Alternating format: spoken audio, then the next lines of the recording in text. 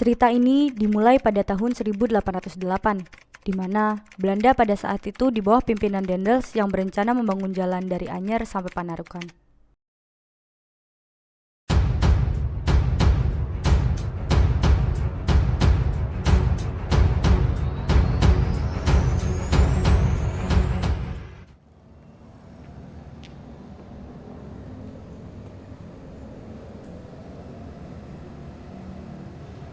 Saya minta pembangunan jalan Anyer sampai Panarukan segera dilakukan.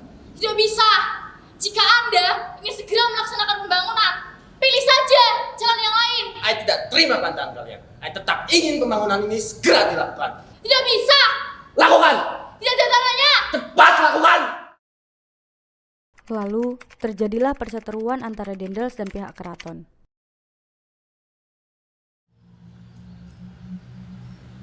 Saya mau Sultan Hamengkubuwono V yang menjadi pemimpin keraton saat ini. Bagaimana bisa? Sedangkan Sultan Hamengkubuwono V saja masih terlalu muda untuk menjadi pemimpin kerajaan saat ini. Pada tahun 1823, datanglah keresidenan Belanda bernama Smithard. Untuk apa Anda datang jauh-jauh dari Belanda ke Indonesia? Saya minta saya segera dijadikan pengganti Sultan Hamengkubuwono V untuk memimpin keraton. Dan saya berjanji akan mensejahterakan rakyat keraton. Saya pikir Tuhan memiliki kesempatan untuk memimpin. Tetapi sayangnya masih ada salah satu keturunan wali, yaitu Pangeran Diponegoro. Mana bisa begitu? Saya sudah menawarkan posisi yang seberat ini, and you masih menolaknya. Baiklah, jika tujuan Anda untuk mensejahterakan rakyat.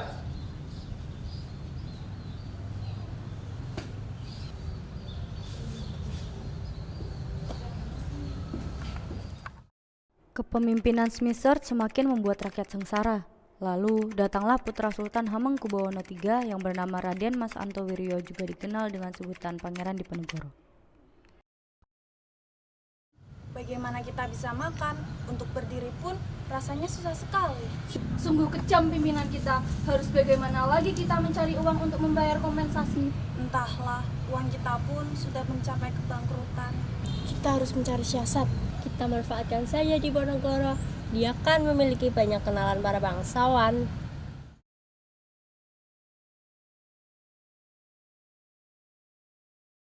Saya mohon Raden Mas berbaik hati untuk meminjamkan sejumlah uang dikarenakan ada banyak rakyat yang belum bisa membayar kompensasi.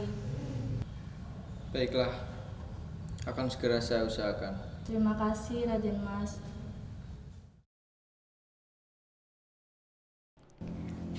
Kemudian, Pangeran Diponegoro mendatangi bangsawan dari Tionghoa untuk meminta beliau meminjamkan sejumlah uang. Dan akhirnya, bangsawan tersebut menyetujui permintaan Pangeran Diponegoro. Tidak bisa, jumlah yang ingin Anda minta terlalu banyak. Baiklah, bagaimana jika saya meminjam uang 150 juta? Baiklah, saya akan pinjamkan. Baik, terima kasih Bang. Mari.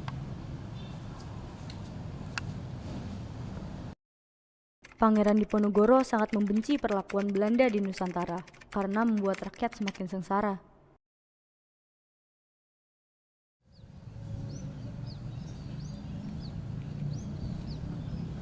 Kenapa Anda bekerja sama dengan Belanda dan memberikan kompensasi penyewaan tanah?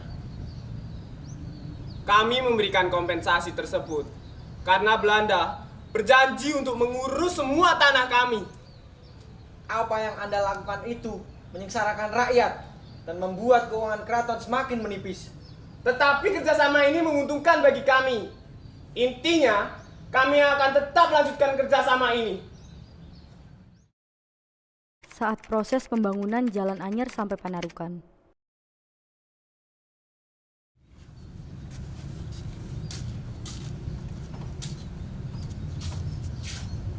I perintahkan you untuk segera melaksanakan pemasangan patok untuk pembangunan jalan Anyer sampai Panarukan. Pemasangan patok ini bisa saja dilaksanakan. Tetapi, apakah Tuan sudah mendapatkan izin dari Pangeran Diponegoro? Karena pembangunan ini melewati pekarangan rumahnya. Jangan peduli dengan Diponegoro. Ini demi kelancaran pembangunan jalan. Baiklah.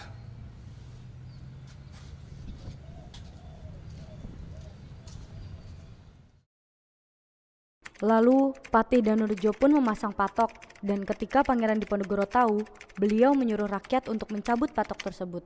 Tetapi, Patih Danurejo yang mendengar kabar tersebut segera datang dan menegurnya.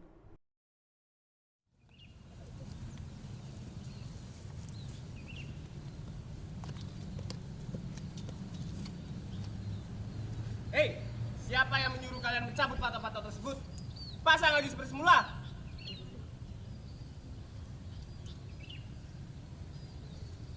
Apaan kalian ini?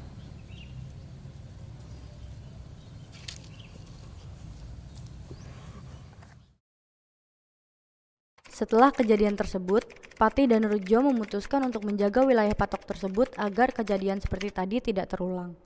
Tetapi dengan keberaniannya pengikut Pangeran Diponegoro mengganti patok-patok tersebut dengan tombak sebagai tanda memulai perang.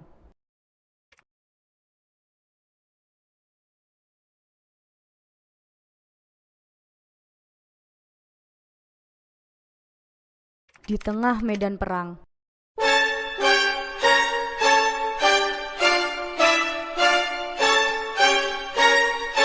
Allahu Akbar. Allahu Akbar.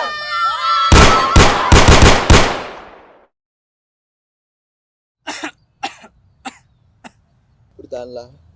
Jika keadaan sudah membaik, pergilah ke benteng pertahanan yang ada di Gua Selarong. Jih Kanjeng, kami akan segera menyelesaikannya. Bagaimana kalian ini mengurus perang seperti ini saja tidak becus? Lemah! Tidak seperti yang Tuan kira. Kita saja sudah kalah jumlah dari awal. Saya tidak mau tahu apapun itu alasannya. Jika perlu, kerahkan semua cara untuk mengalahkan Diponegoro. Bagaimana jika meminta bantuan pasukan Sumatera Selatan? Ide bagus. Segera hubungi mereka. setelah sekian lama berperang, Belanda pun menawarkan perundingan untuk berdamai dengan syarat Pangeran Alibasa Sentot dan Pangeran Diponegoro menyerahkan diri ke ibu kota negeri Yogyakarta. Tetapi penawaran itu selalu ditolak oleh Pangeran Alibasa Sentot. Ini harus diketahui. Ya, bisa. Pangeran Diponegoro dan Pangeran Alibasa Sentot yang menyaksikan pasukannya tertangkap oleh Belanda merasa iba. Akhirnya, mereka berunding tentang tawaran yang diajukan Belanda. Bagaimana ini? Saya sendiri merasa sangat iba melihat banyak rakyat yang tertangkap Belanda. Bagaimana jika kita menerima tawaran yang diajukan Belanda? Baiklah, jika itu demi rakyat, saya bersedia melakukannya. Setelah perundingan ini, Pangeran Alibasa Sentot menandatangani perjanjian Imogiri. Alibasa Sentot, silakan duduk. Bagaimana keadaan Alibasa Sentot? Apakah Anda sudah berubah pikiran? Ya, saya akan menerima penawaran yang Anda ajukan. Namun, biarkan kami tetap di jalan Allah. Baiklah, jika itu permintaan kami. Tapi setelah perjanjian ini, pada tanggal 24 Oktober 1829, kau dan Pangeran Diponegoro harus menyerahkan diri ke ibu kota negeri Yogyakarta. Baiklah.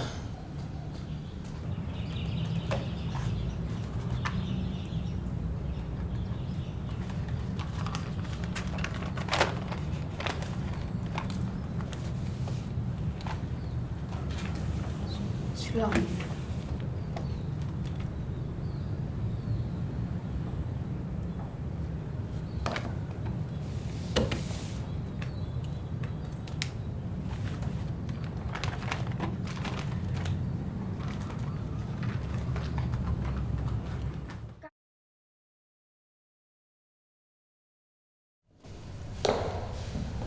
Berdamai, mana para Diponegoro sekarang?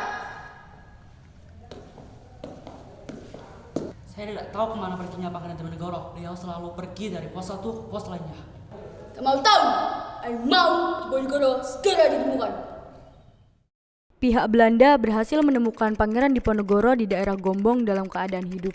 Kemudian, ia dikirim ke Semarang dan menuju pelabuhan untuk diasingkan ke Sulawesi Selatan.